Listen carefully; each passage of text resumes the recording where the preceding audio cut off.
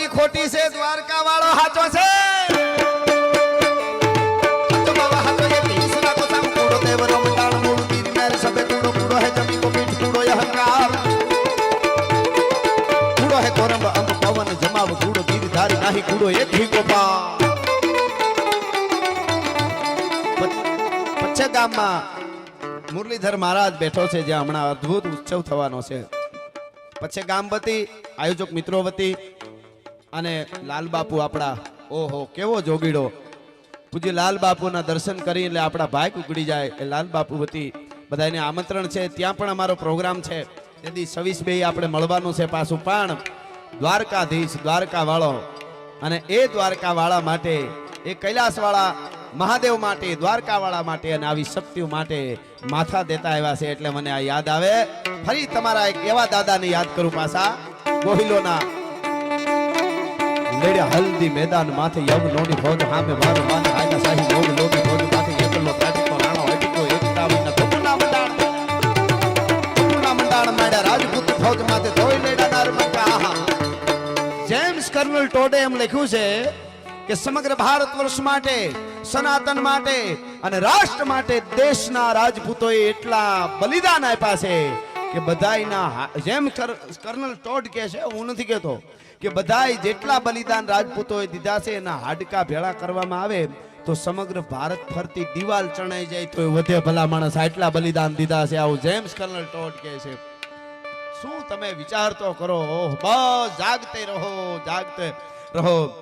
મહારાણી સાહેબા બેઠા એટલે એક રાણાને યાદ કર્યો તો એક નાનકડી વાત મને બહુ ગમે છે. ઘણી વાર મેં કીધી.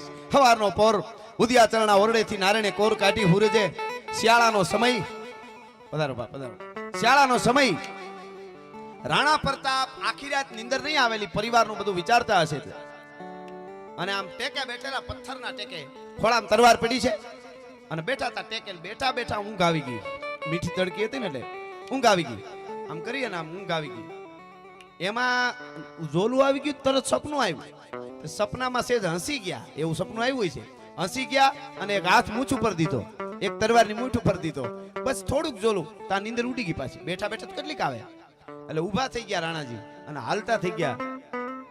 રાજપૂતાણી સામેથી જોયું, એને ખબર પડી ગઈ, એને નજર પડી. આ બધું જોયું એને, નીંદર આવી ગઈ ને અહીંયા સપનામાં બધું જોયું.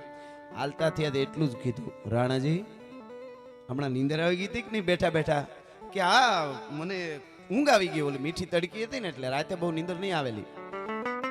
કાંઈ વાંધો નહીં, નીંદર તો આવી ગઈ પણ તમને કંઈક સપનું આવ્યું એવું લાગ્યું? કે આ સપનું મને આવી ગયું. હવે સાંભળજો, રાજપૂતાણી બોલે છે. રાજપૂતાણીએ શું કીધું ખબર? રાણાજી સપનું જે આવ્યું હોય મારે પૂછવું નથી, પણ તમને જે અત્યારે સપનું આવ્યું ને, એ જે સપનામાં જે ઘટના બની એ હકીકતમાં બને ને તેદી એને જવા દેજો, આટલું માંગુ છું, બીજું કઈ માંગતી નથી. રાણોજી ઘુમરી ખાઈ ગયા. રાજપૂતાણીને ખબર કેમ પડી ગઈ કે મને હું સપનું આવ્યું છે, પણ પૂછ્યું નહીં. કાંઈ નહીં, ક્યારેક પૂછી લઈશ. ઊભા થઈને હાલતા થઈ ગયા. એ વાત ઉપર 6 મહિના વયા ગયા.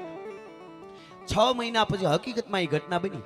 મહારાણા પ્રતાપ ચેતક ઉપર સવાર થઈને નીકળ્યા આરાવલીની ગાળીઓમાં એકલા, અને સામેથી અકબર બાદશાહ શિકાર કરવા નીકળેલો અને પોતાના સાથીઓથી નોખો પડી ગયો શિકાર વાહે દોડવામાં. ઘોડા ઉપર હારે 10-12 શિકારી કૂતર્યા અને અરબસ્તાની ઘોડા માથે એકલો અકબર બાદશાહ.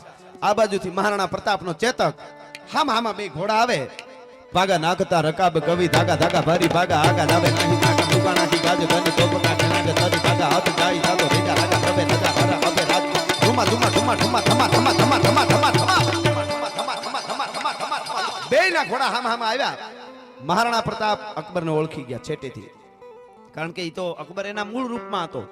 મહારાણા પ્રતાપને અકબર નો ઓળખ્યો કારણ કે એ વનમાં રહેતા ભીલના વેશમાં પણ બહુ રહેતા રાણાજી. એને અકબર નો ઓળખ્યો તો નજીક આવી બે હામાં જોયું ને, રાણાજીએ વિચાર કર્યો કે એ એકલો ને હું એકલો, આજ હિસાબ ચૂકતે કરી દેવો છે. એટલો વિચાર આવ્યો ને ત્યાં વાત યાદ આવી. 6 મહિના પહેલા સપનું આવ્યું, ઈ જ આ તો ઘટના બની. સપનું ઈ જ આવ્યું તો બે એકલા મળ્યા અને હાસીને ઈ બન્યું. તો રાણાજી તરવારની મુઠ્ઠી પર હાથ દીધો ને ત્યાં યાદ આવ્યું, રાજપૂતાણીએ કીધું તું કે સપનું આવ્યું એ ઘટના હકીકતમાં બને તે દી એને જવા દેજો.